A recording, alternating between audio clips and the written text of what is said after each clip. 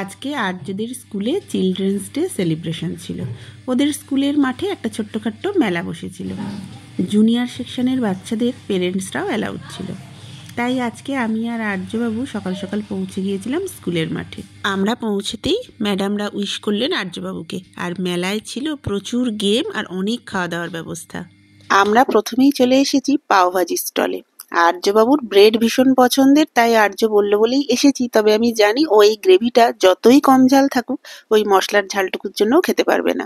খাবার দাবারের স্টলে আমার সবচেয়ে যেটা ভালো লেগেছে, খাবারের পরিমাণ খুব কম করে নেওয়া যাচ্ছিল। মানে যেগুলো হাফ প্লেট বলছে সেগুলো অ্যাকচুয়ালি মিনি প্লেট বলা যেতে পারে। ফলে আর্যবাবুর জন্য খুব সুবিধা হচ্ছিল, আর আমরা অনেক রকম টেস্ট করতে পেরেছি, সব অল্প অল্প করে।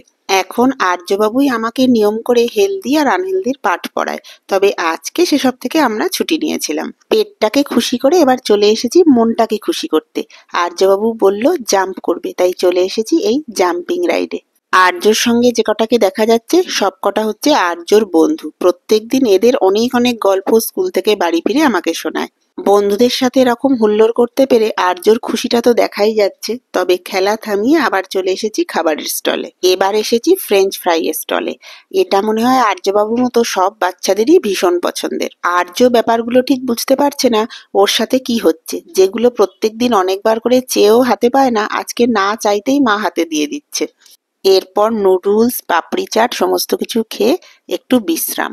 এবার বলেছি তুই বিশ্রাম কর, আর আমি আমার বন্ধুদের সাথে কয়েকটা ঝটপট করে ছবি তুলে নিই। আজকে ওদের স্কুলে এসে মাঠের মধ্যে ওই এক ঝাঁক খুদেগুলোকে ছুটতে দেখে কোথাও যেন নিজেকেও দেখতে পাচ্ছি।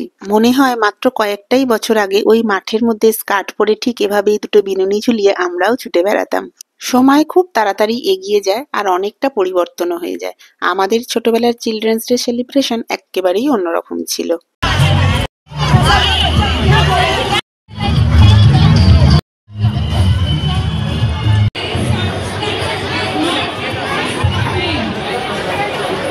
এই সপ্তাহে ঝুপ করেই ঠান্ডাটা পড়ে গেল, তাই সকালে যখন এসেছি সোয়েটার টুপি সবকিছু পরেই আসতে হয়েছে। তবে বেলা বাড়ার সাথে সাথে যেই রোদ উঠেছে দেখছি বেশ গরম লাগছে। তবে অনেকক্ষণ রোদে রয়েছি তো বেলা বাড়ার সাথে সাথে দেখছি বেশ গরম হচ্ছে। এবারে চলে এসেছি একটা ছোটখাটো খেলনার স্টলে।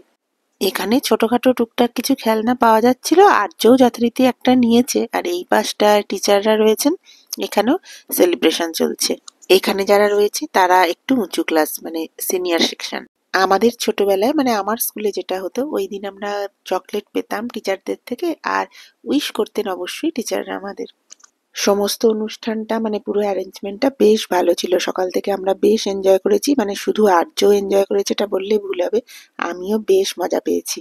বেরিয়ে পড়েছি স্কুল থেকে, আর ফেরার পথে আর্যর খুব ইচ্ছে ছিল এই বেলুনগুলো কেনার, কারণ আজকে আর্যবাবুর বাবার হ্যাপি বার্থডে। আমরা এখন অটো করে ফিরবো। তাছাড়া শাশ্বতর ফিরতে ফিরতে সন্ধে, ততক্ষণ ওই বেলুনটা থাকবে কিনা ঠিক জানি না, তাই আমরা চলে এসেছি একটা কেকের দোকানে। আর্য আগে থেকে বলেই রেখেছে ফেরার সময় বাবার জন্য কেক, ক্যান্ডেল, বেলুন সবকিছু নিয়ে ফিরবে। আর্যর কথা মতো সমস্ত জিনিস নিয়ে বাড়ি ফিরছি। আর্য বাবার জন্মদিনে বাবাকে কি কি সারপ্রাইজ দিল সেটা নিয়ে নেক্সট ব্লগে দেখা হবে।